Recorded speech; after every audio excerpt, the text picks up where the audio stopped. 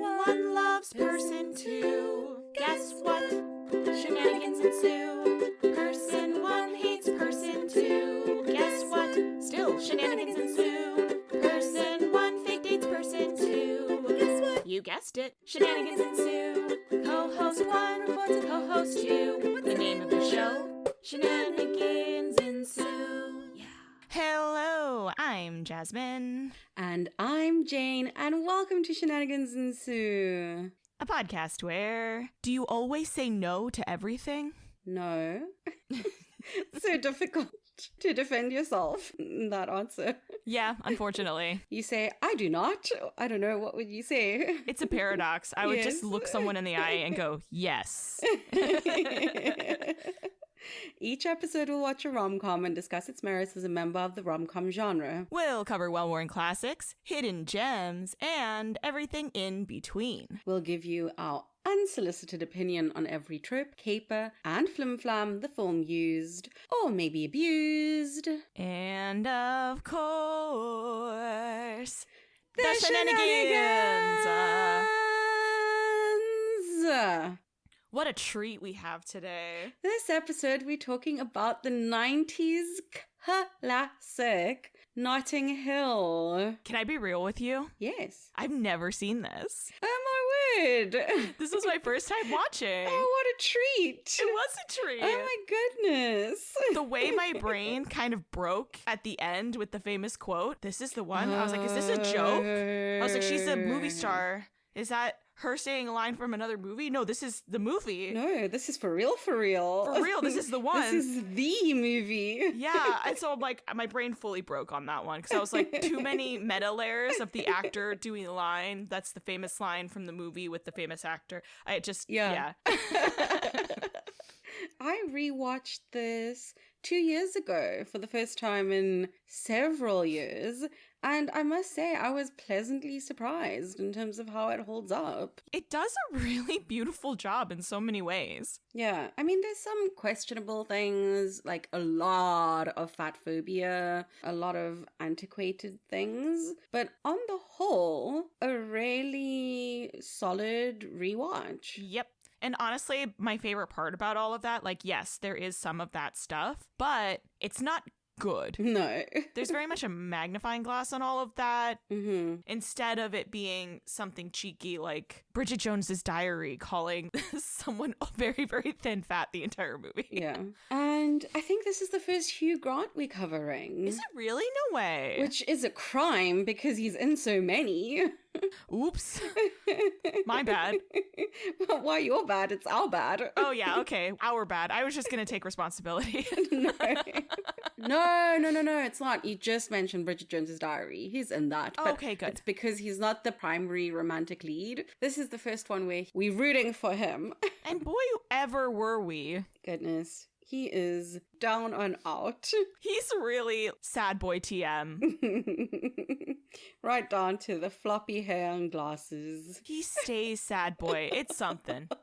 Well, for those of you who need a refresher, I suppose, let's hit that plot synopsis. Okay. When famous actor Anna walks into a travel bookstore owned by William, everything changes for both of them. Shenanigans ensue! Travel book is so specific. It really is. My God. And gosh, do they make a meal out of that gag? Yeah. Even in the 90s, this is a rough niche business to be in. Yeah. A whole store dedicated to travel books. Not a section. The entire thing. Literally. Like some dude walks in like one of the second scenes. Oh, that was hey, so funny. You got this famous author? He's like, no, that's a novel. And he's like, you got that new John Grisham? No, that's also a novel. Again, this is a travel bookstore. 3 times this guy asks for a book that's not a travel book. And the last one, do you have Winnie the Pooh? Right. Perfect. That one stuck in my head because it was the perfect cap to the rule of three. He's just not listening. Mm-mm. I do think it's bizarre that this guy has a travel bookstore, number one.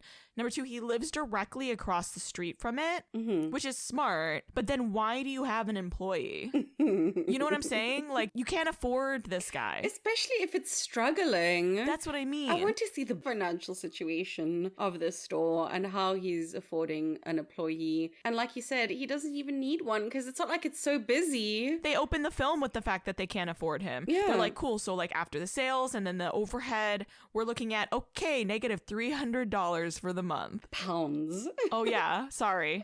Negative 300 anything for the month is not how you run a business. Yeah, it's not good. No, not at all. What are you living on? Yeah. That could be your salary. There goes your salary. And I don't think Spike is paying you that much or punctually for rent. Maybe he is, because Spike is awful. And if you trick this guy into basically paying the entire rent, that might be how he's swinging it. Well, I was shocked when I was drawing up the tropes list because it is a doozy. Oh my gosh, there are so many. Yeah, it just kept going and going and going. And only a couple of these are like made up ones that we've created. Right. And I insist that basically everyone knows them anyway. Wow. There's so many. Okay. We have famous versus regular. We have different worlds. We've got montages. Good ones too. Great passage of time montages. Right? We've got music doing the most. We have a voiceover. Which just comes and never appears ever again. I know, I kind of hate when they do that, but I'm also like, Me too. all right, you went full send. We've got best friends. Oh gosh, and I love the friend group. Mm-hmm. We have spilling something on someone. We have a re-meet cute. Gosh, it's so good. Mm-hmm. We've got a romantic walk. I've never put this as a trope before, but I think it's happened enough times now that I'm canonizing it. Perfect. Love it. We have... Is this the slowest burn so far? I think so, which is funny because they're quite intentional about being attracted to each other, but it is somehow still a slow burn as well. Like, this is a courting that happens over the course of like a year and a half. Yeah. We have ill-suited dates, which is a montage. Yeah. Love it. We've got messy love life. Gosh, she's so messy. I can't believe she did what she did. Messy. We have overhearing someone saying something bad. It was bad. Mm-hmm. We have grand romantic speeches and a dramatic chase. was so chaotic. I love when the dramatic chase is also kind of a clown car. That's basically my favorite version of it. One of my more recent favorite instances of this was when we watched When in Rome. Yep, another clown car. Yeah. That's what I was thinking when I said it too. I was like, it's so much better when you've packed in too many people and you shove Spike in the trunk with the wheelchair. And then Spike just like leaps out so he can direct traffic. Excellent. I know. In his way, he's the realest homie. Yeah. If you needed someone to run interference for you, that guy will. And I love that. But I don't know that the rest of the friendship is worth it. In small doses, you know, you can have those people who are there for you, but you don't necessarily need to have constant contact. For real, yeah. But he's definitely someone you'd want in your corner, just not necessarily want on a date. And unless you're William's sister. Yes. Which honestly, good for him. I'm happy for them. She's kind of quirky and weird as well. Like they match each other's freak. Yeah, that's another one where I'm like, oh, we can't be friends. That's too much. Mm-hmm. I don't dislike you. Yeah. Sincerely don't dislike either of them. That would just, for me, that's a lot. You know where I always want to start. Montages! Yay! Okay, the red carpet getting to know Anna montage at the very beginning. Oh my goodness. What is the music? It's a very famous, she may be the da-da-da-da-da, da-da-da-da-da-da-da. Like, I would suggest people go listen to the whole song, but it, like, fits in so perfectly with, like, establishing this person. One of the lines that I wrote for music doing the most is, she may not be who she may seem. So on the nose. But like it was just so intense, and like the way that it was so specific. Like, when was this song written? Even with the words being so on the nose and everything, it felt distracting. I meant to look this up, but I forgot to. Let me actually do it quickly because it's a very iconic song. Was that the same one they did at the end? Yes, it is. It's exactly, they bring it back. Okay, they do bring it back, because I was like, I feel really annoyed by this song again, and I can't remember if it's the same one. It is called She, and it is written by, oh, I'm so sorry, Charles Aznavour and Herbert Kretzmer, and it was released in 1974. Okay. So it was already like quite a part of the culture. Maybe that's why I was like, I hate this song. This feels like I'm in the wrong time period. This is so disjointed. I think it's supposed to establish that she is just such a classic actress. I don't dislike that idea, but then they needed something from Golden Age Hollywood, not 70s Hollywood. Like, that doesn't make any sense. If it came in jaunty and there's a trumpet and I'm like, ooh, yeah, Golden Age, I'm being transported. Is it the 30s? Who knows? That'd be great. I think it was chosen for the lyrics because it's like really idolizing her, like the way she's idolized in the movie. Like, go listen to the song, folks, if you're not familiar with it. Yeah. I do agree that it's chosen for the lyrics, yeah, but I think that was wrong. And then at the end as well. But yeah, that's the first the first montage and my many feelings about the music choice. Then there's also the blind date montage, which is the ill-suited trope montage. It's always fun. And they do the nice rule of threes, 2 really bad dates, 1 really great one, but he can't love this excellent woman because he's too busy still pining for Anna. And then we have at the very end, the happy ending montage. Yeah. Oh my gosh, everything works out. Look at them fade to black as he's being assaulted by paparazzi. Then he ends up at a red carpet. Look at him being so demure. Is he holding her purse? Not really, but he could be because that's how demure he is. And then, oh my gosh, they're getting married. Wowie wow. And then, oh, look it's the park they walk through. There's the bench. Oh, she's lying in his lap while he's reading a book to her. Let's go the long way around with the camera so that we can reveal she's pregnant at the very last second.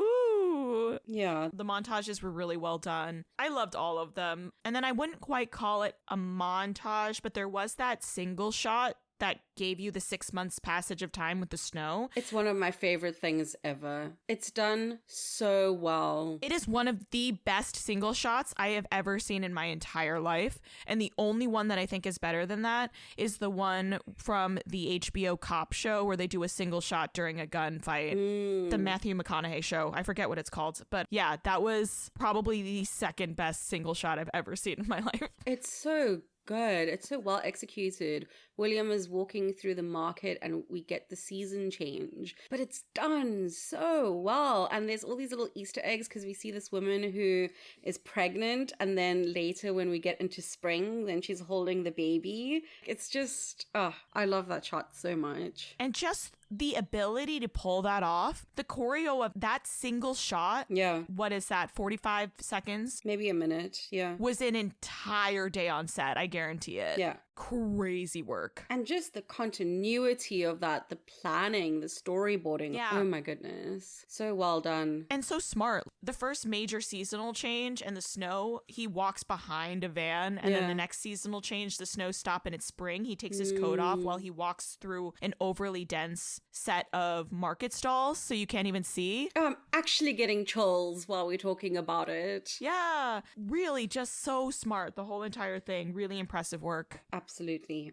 Well, I started talking about it already in the montages because they kind of go hand in hand, but you know I'm going to talk about music doing the most. Always, let's go. So I was tickled so much by the smile on your face lets me know that you need me. That song, it was so distracting because it plays such a big part of my childhood. But the fact that they also stop it before we get to the chorus, like just after we've had the dinner party, and then they sneak into the park. And then when they kiss, they continue the song. Excellent work. I was dead. And then we have William after he finds out that Anna is dating Alec Baldwin randomly. So disorienting. Yes, it really was. I was like, why are you here? Your hair is wrong. It was kind of like a jump scare. Yeah. I guess for Anna as well. Yeah, and he's just too intense. The energy of him being there, I was like, why are you even dating this guy? He's clearly wrong for you. He came in real hot, and it was very funny. Excellent acting work on his part, because after all of the sneaking glances and all of that stuff with William, it's just to have this really brash, loud dude. It's just not right. He's a lot, but he wasn't being awful to William, you know. It's interesting how they framed it. Oh, yeah. But, like, just how loud he is just, it's too much. Anyway, we have like a little mini montage-ish when he's leaving after this, like a little sad boy montage. And the song that is playing is like, how do you mend a broken heart? And over again, William putting his whole foot in it because he is not aware of pop culture. Yeah. Not knowing which Leonardo this young girl was talking about. Oh, that was so funny. Is he your favorite Italian director? So funny. Not realizing Anna's been in a relationship this entire time. These are very knowable facts. Yeah. If you are aware at all of any of the pop culture, which is so charming because him not being aware is the reason why he doesn't act weird around Anna. Absolutely. And then the last little instance, it's not the song specifically, but it's like when all the friends get together at the one person's restaurant that's closing down, and they're all a little sloppy drunk, and they're playing the piano and singing. It was just fun, added to the charm of this friendship group. Yeah. Okay, what of one of the many, many tropes would you like to talk about? Right? I would like to do a combo. Mm-hmm. We'll do meet cute into re-meet cute, which is spilling something on someone. Yeah, great. I loved it. The filming choices of this movie are so good. Just the shot for shot choices, excellent. Like having her come in, being a mysterious woman with large sunglasses, kind of poking about the shop. Yeah. Him being like the overly eager, weirdly honest shop owner about his own books. Telling her that his own stock is garbage and get this other one.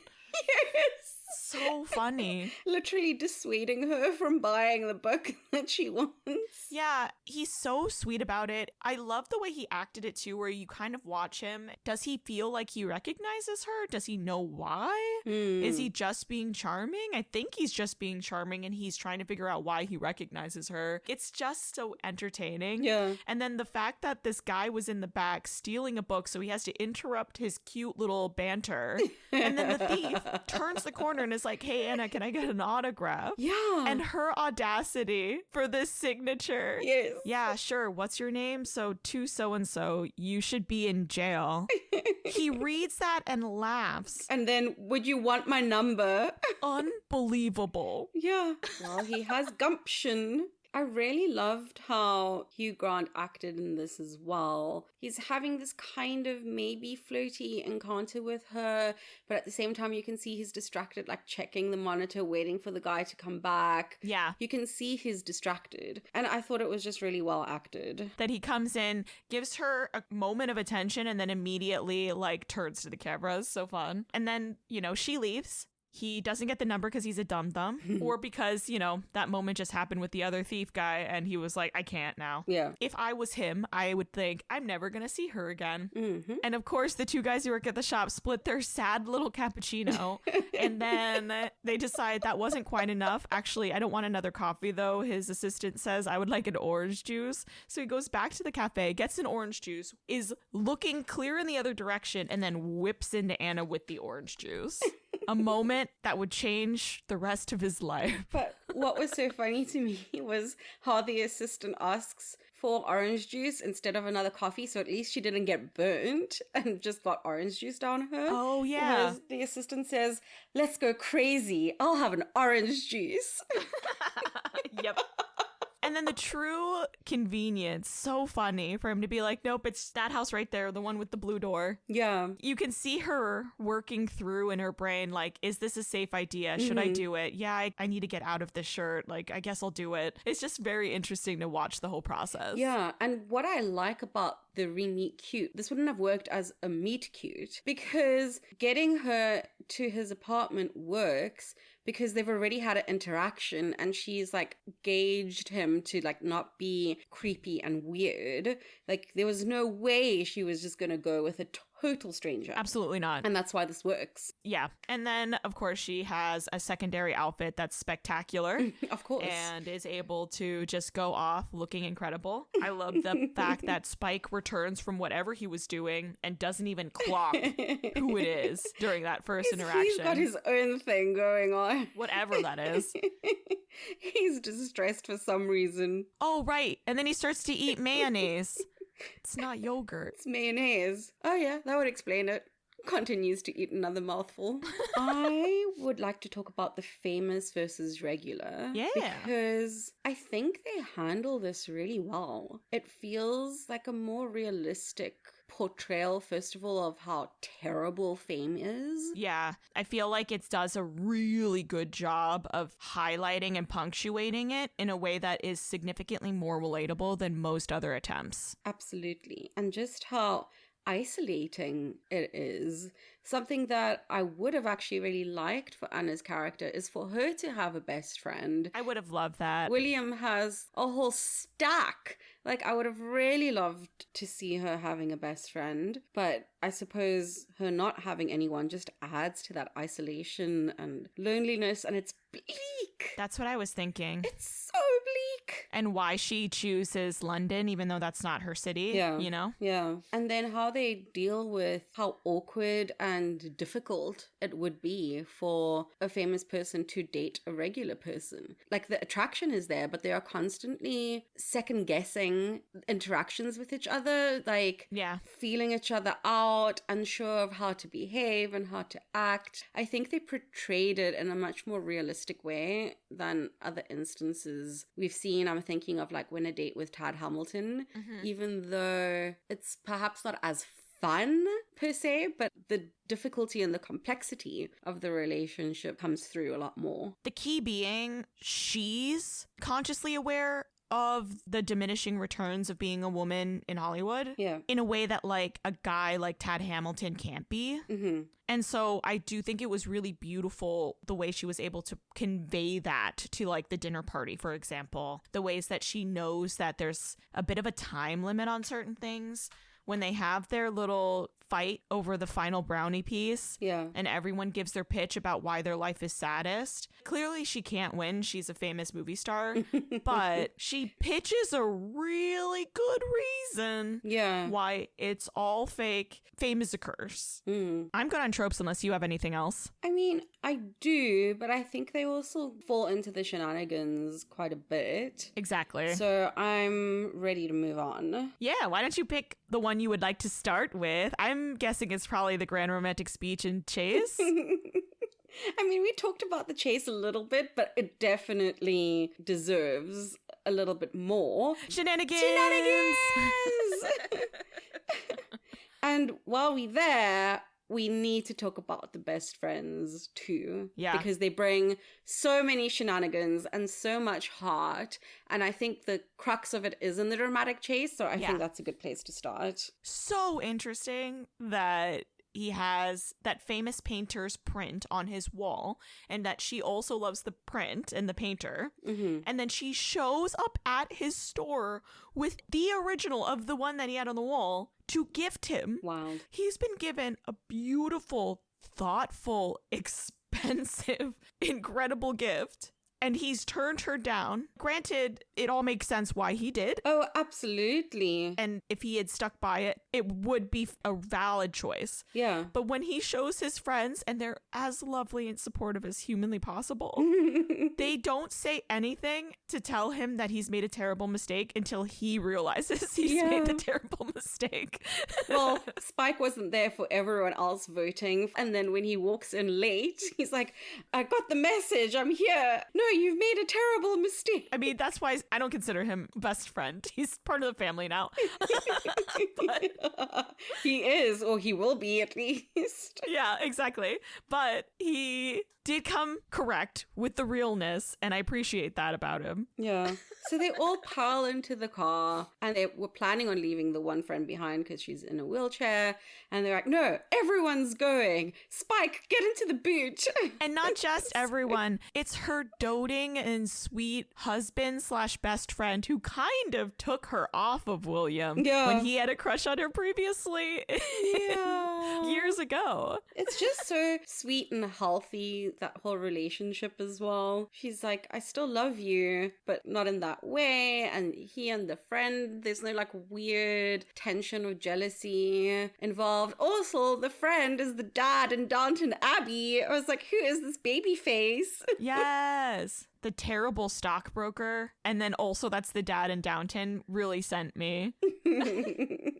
And it's just such a lovely friend group. They're supporting William either way, you know? Yeah. He's decided he wants to go get the girl, so he's going to go get the girl. Which is so nice. Yeah. And that was after they had set him up with all of those incredible blind dates trying to help him get his mind off of Anna when she first broke his heart. Well, I don't know if all of them were incredible. The one was a fruitarian. I mean, when I say incredible, I mean the work that they put in to try to distract him is incredible. She's like, I don't eat fruit or vegetables that were harvested, only if they fall into the earth. That's insane. So these carrots have been murdered. I was like, wow, murdered is very... If that's true, you don't eat anything. No, what are you eating? And like, how infrequently? Who knows? I truly couldn't tell you. There's not enough food. No. Like, fruit does fall, and carrots are in the ground. You're never going to be able to eat a carrot or a potato. I can't think of any proper starch that isn't harvested. Yeah. You're not eating anything. Yeah, it's unbelievable. Anyway, in this dramatic chase, it was so fun that they pay off the fact that Anna stays under a pseudonym of a cartoon character. So William gets to the Ritz and he's like, is Bambi here? Is Mrs. Flintstone here? Is whoever you're trying to guess? And eventually the hotel worker like helps him out. And they have such a fun rule of three too, because William like hops up and gives him a kiss on the cheek. Stockbroker friend hops up, gives him a kiss on this cheek. And then another guest at the hotel just thinks that's custom. So he's like, well, I guess when in Notting Hill, I'll go do this. That's so funny. I also just love the fact that the concierge was very much like, so none of those people are there, but a Miss Pocahontas left about an hour ago to go to a press conference at this other hotel. You better hurry. You better go. I also love the fact that he calls the first time to try to get a hold of her. Oh, that was so funny. And he doesn't have all the information he needs because, again, Spike is kind of useless. So funny. I love the idea that, like, they're casually sitting in the living room and he's trying to be like, I swear that I know her. I'm not just a rando calling the hotel trying to get in contact with her. Yeah. And he has no way of proving it, right? The concierge is just doing his job. Yeah. To then have Spike be like, try Flintstone. Yeah, that's a thing. From the audience's perspective, it sounds like nonsense. It's like he's just saying things that everything is made up. But in fact, he is remembering correctly. The funny thing with this is that Spike has no idea what's happening because William understandably didn't share with him what happened with Anna. So he's just like, yeah, this woman Anna called and she said that you need to call her at the Ritz, but you have to give another name. And William's like, okay, well then what's the other name? And he's like, I don't know, mate. You can be happy that I at least remembered the one name.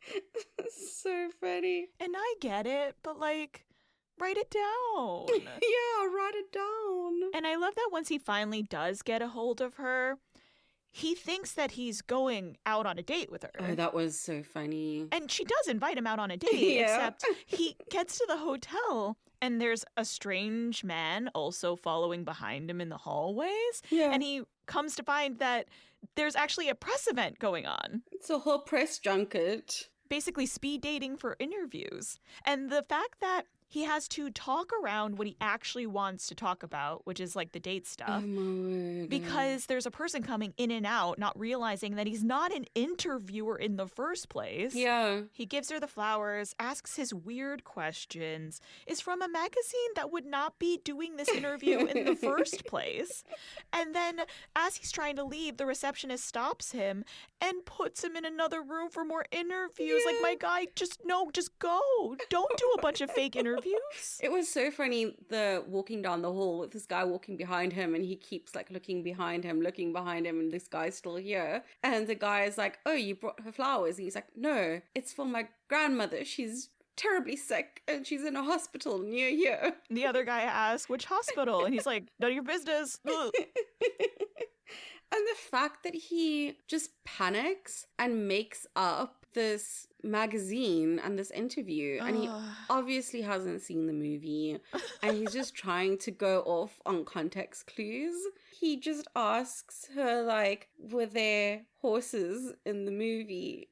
Well, no, because it took place in space. My guy, just say she's expecting you and you didn't know that all of this was happening. Someone will go check. Like, you managed to get all the way here. Clearly you have it in somewhere. Yeah. I mean, it was very funny, him interviewing the other actors. So what was your favorite part of the movie? And this guy's like, well, why don't you tell me what your favorite part was? And I'll tell you if I enjoyed making it. The part in space. And then he asked that one guy, did you enjoy portraying that character? Yes. And he's like, no, I didn't really like it because it was a cannibal robot. So no, I did not relate to that character. I think the thing I really appreciated about this film was the plotting, deliberate realism of it. I mean, and it was so obvious in this scene specifically. This is a rom-com, but it's not a romp. No, it's not. It's definitely not a mile a minute type of film. No. It's very specific about what it wants to say and the message it wants to get across. So the realism of his brain working overtime to get through these interviews that he's trapped himself into that he didn't need to is all very funny. And it's so interesting to watch. I remember thinking that scene where they're doing the interview and that person's coming in and out was so riveting. Yeah. I also really like that they brought the gag of horses and hounds back right at the very end. I know, for the grand romantic speech. It was so cute. This is at the end of the dramatic chase, and she is busy giving a press conference, and he also puts his hand up to ask a question. All the subtext that's going on, and right at the end she asks one of the other journalists to ask his question again, which was, how long will you be staying in the UK? Which previously she said, I'm leaving, like, right now. And then after all of that, when he asked her again, she said, indefinitely. Yay. I love the slow realization of all of the other press people slowly realizing that's him. Oh, that's the guy. It was really funny when William was asking, so this man, blah, blah, blah, and one of the other reporters like gives the surname, and he's like, yes, thank you. A moment of silence for how disorienting and awkward and self-conscious that would make someone. Yeah. This man knows your own name while you're trying to give a grand romantic speech to stop the famous woman you love from leaving. Yeah. Someone else blowing up your own spot while doing that? Unbelievable. I would have imploded.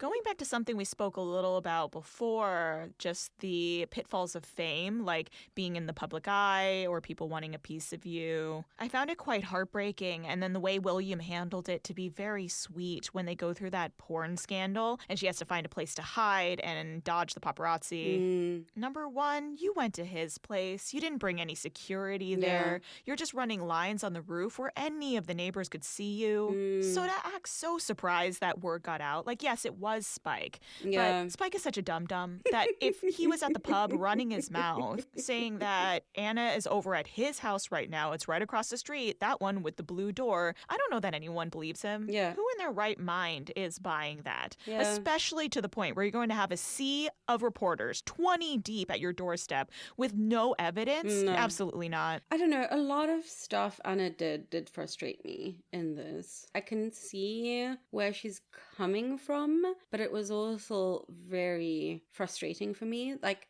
not telling William that she has a boyfriend. Yeah. I didn't like that at all. I felt sometimes she was a bit cavalier with his feelings and emotions. A and bit like, cavalier. She was fully cavalier. completely. Okay, I was trying to be nice. I can't. She was so bad to him so many times. It was really awful. And after the press discovered her whereabouts, I can understand it's a tense situation. You are feeling trapped and overwhelmed, but it was really unfair. I'm sorry. Why did you go to his house? Don't you have a plan or a team or like a different hotel? It was inevitable almost that she was going to be discovered. You can't put this on him. It's so not his fault. And this happens after she betrayed him. Yeah. Because this happens after the whole boyfriend thing and they don't have any contact. She just shows up. And then she just appears on his doorstep and expects him to care for her. And mind you, she also says when she arrives on his doorstep that the newspapers don't know that she's broken up with that guy. Yeah. The newspapers think they're still together. And that's another reason why she's so upset, because now it looks like she's cheating, which like she was before. Yeah, exactly. She was before anyway. I mean, not to the extent that they do when she's at the house,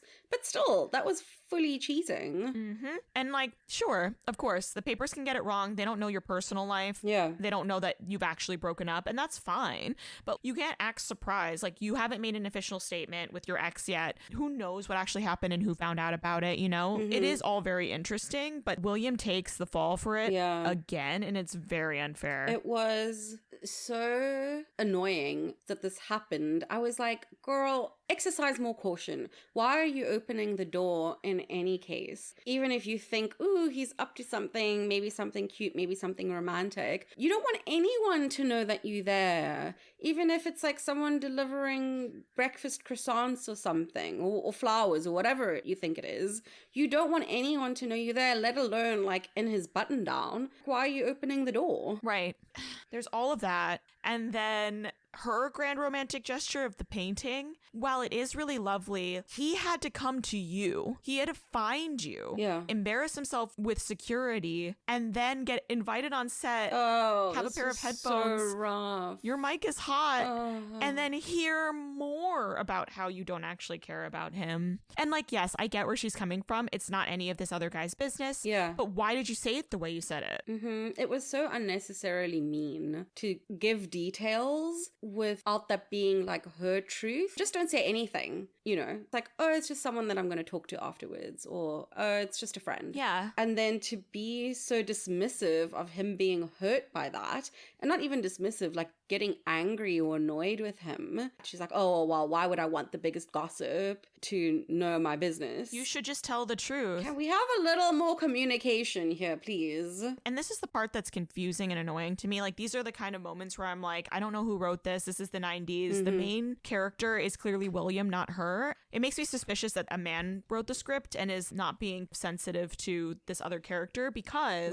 she's so emotionally available and vulnerable in a million other scenes before that it feels incongruent. Yeah. Yes, making the mistake with the boyfriend makes sense. The showing up unannounced after the breakup but not an official breakup makes sense. Her being kind of nasty about the way it went down also makes sense. She owed him an apology sooner, but it makes sense. But that weird scene at the end for me doesn't make sense because it's so mean after she's already been vulnerable about her life as an actress who's aging, being vulnerable about when she quotes another woman who was in Hollywood saying that men go to bed with the famous character I played and they wake up with me, the real person. She's hyper aware of this weird in-between fake reality she kind of lives in, and then still does something heinous like that. Especially with lacking caution and care. Right. Because she tells him, go get headphones so you can listen in. So, like, either give him a heads up or apologize and say, I'm so sorry, because she would have known he would have overheard that. Yep. Like, it just Silly. doesn't make sense.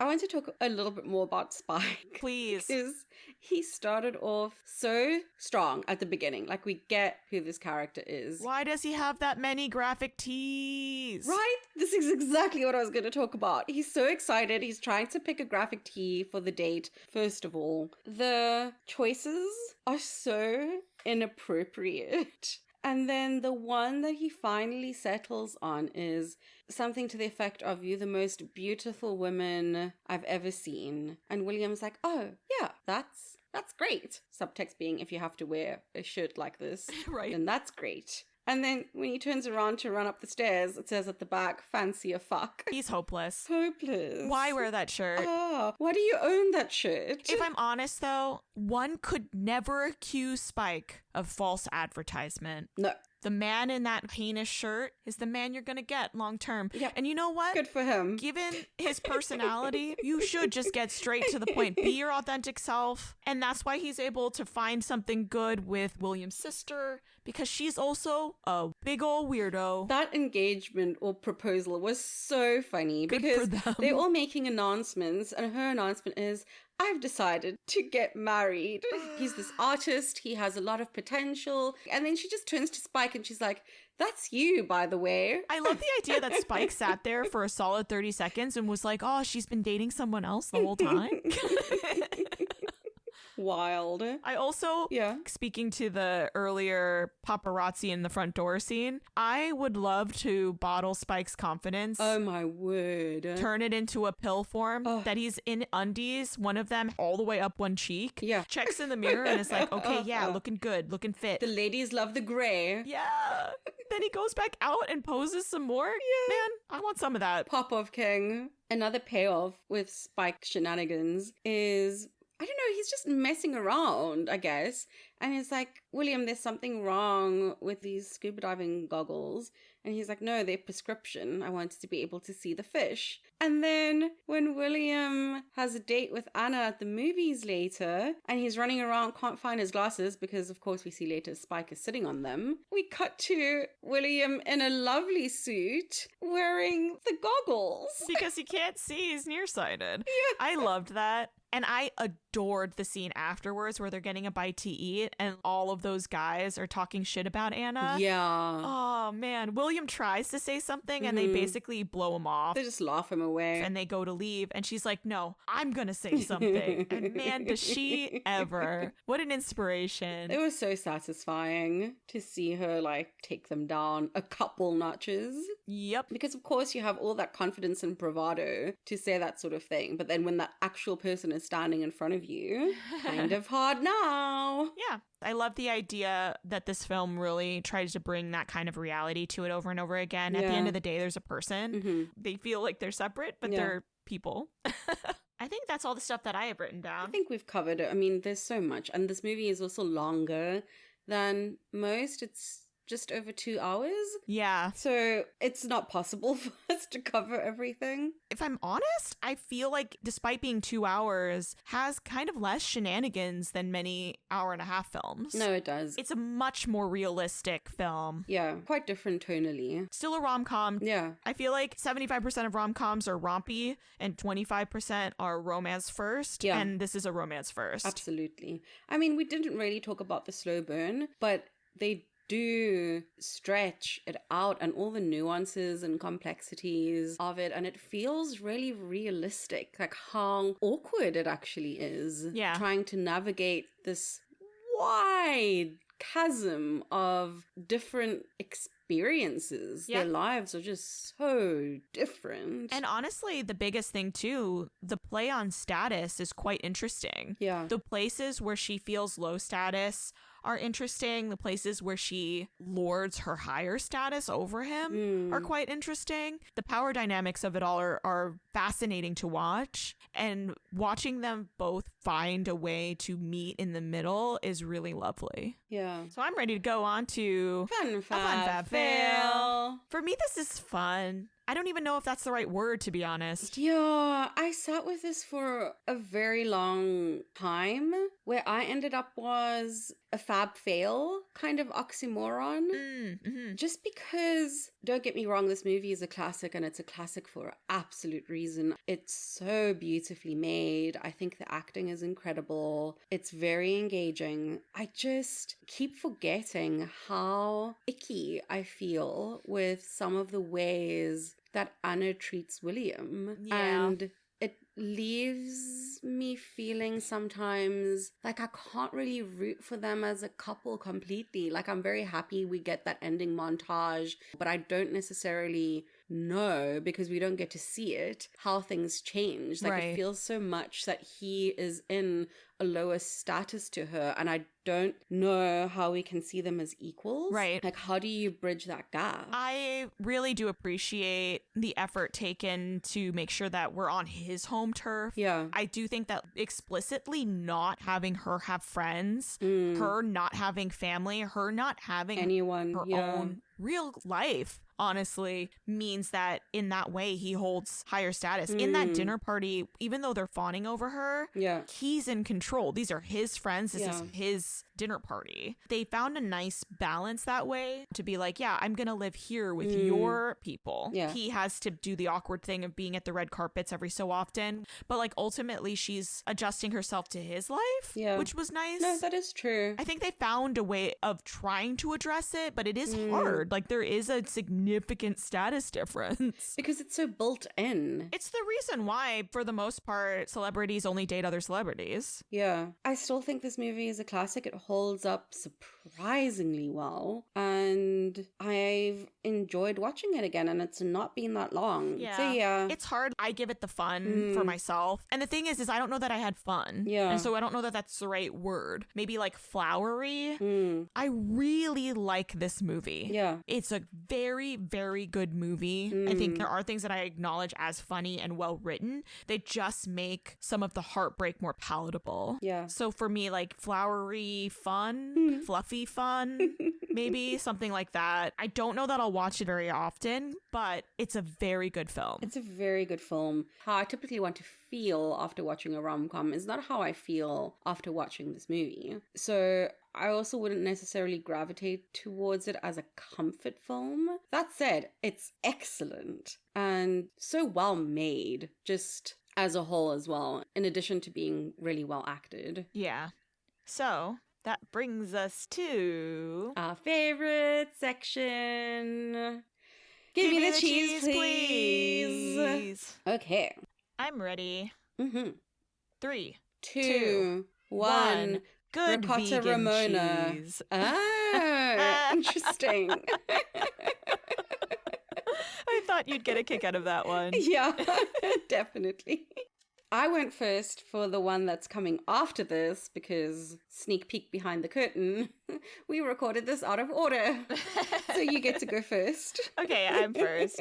I went with good vegan cheese. Now, I can't remember which one you did it for, but there was a previous film where you gave it a bad vegan cheese rating. Yes, I can't remember which film either, but I remember doing that. Right. And the point was that it wasn't quite right. It didn't melt correctly. Yeah. And the reason why this is a good vegan cheese is because they exist. They truly do. I've had good ones. They are a lot softer typically. Think like a spreadable, like a goat cheese, a brie. But they're delicious, excellent texture, could pass for the real thing. But ultimately, you know that there's something not quite right. It's that disconcerting feeling that Anna gives us when she's being kind of cruel to William. Yeah. And he tolerates it because of the power dynamics, but like maybe he shouldn't. Yeah. Like how we tolerate vegan cheese for our friends' dietary restrictions because we love them. If those two can move forward, we can move forward and everything works out. But it's not fully real. Like, hopefully in the future, when she retires from acting and they're sitting on boatloads of cash in a nice house in a nice area, they can really just chill out and be with each other and things can be good. But until then, this isn't really real, if that makes sense. Yeah, no, it does. And also, just to highlight the silliness of not just an actress, but an actress in the 90s. And she has that whole scene where she says she's been dieting for 10 years, so she's been hungry for the last 10 years. And you know how I like to be cheeky, so just to get one more dig, you know what might be good on a diet of vegan cheese? The macros are probably pretty good on a vegan cheese. So, for those reasons, this movie is a good, maybe even excellent, vegan cheese. So I picked a ricotta Ramona specifically because it's a fresh ricotta. And if you are eating now, I advise you pause and come back to this later.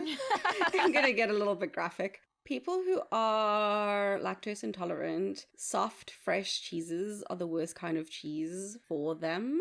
That being said, a ricotta is very classic. It's well known. This movie, you can't escape this movie. You know the famous line, "I'm just a girl standing in front of a boy asking him to love her." You just know that line. Yep. And Hugh Grant and Julia Roberts are just also part of the culture. Like, they just entrenched in it and are beloved for a reason. Ricotta is such a well-known cheese for a reason. I chose the fresh ricotta that will give you a tummy ache if you're someone like me who has a mild lactose sensitivity. Me too. Yay! Which is ironic that we love cheese so much and talk about it all the time and have a whole segment dedicated to cheese. Cheese and I have a terrible power dynamic going on. Cheese has higher status than me. I just take the L. That's what happens. I suffer through. And so every time I eat a soft cheese, I love it in the moment. I regret it after. And with this film, I love it. Every time I watch it, somehow, like, I forget how badly she treats William. And then I'm reminded every time I'm like, oh no, stomach cramp. Yeah. I hate this feeling. I still love this movie. I still love this fresh, soft cheese. But there is a side effect. Yep. But it's still worth it. I have to be strategic. I can't do anything else for the rest of the night. No, if I forget a lactate, I'm screwed. Yeah. I'm still gonna eat it though. And yeah, so for that reason, Notting Hill is like a ricotta Ramona. Love. Well, everyone, there you have it. That was our discussion of Notting Hill. Let us know your thoughts on the movie, any shenanigans we may have missed, or what cheese you think it is. You can follow us on Instagram at shenanigansensuepod, or you can email us at shenanigansensuepod@gmail.com. We hope you'll join us next time, and until then, It was nice to meet you. Surreal, but nice. Bye. Bye. The other quote that I wanted us to consider for this moment was, "Happiness isn't happiness without a violin playing goat." Because you love goats. Yeah, I do. I want that on a shirt with a picture of that goat. So funny.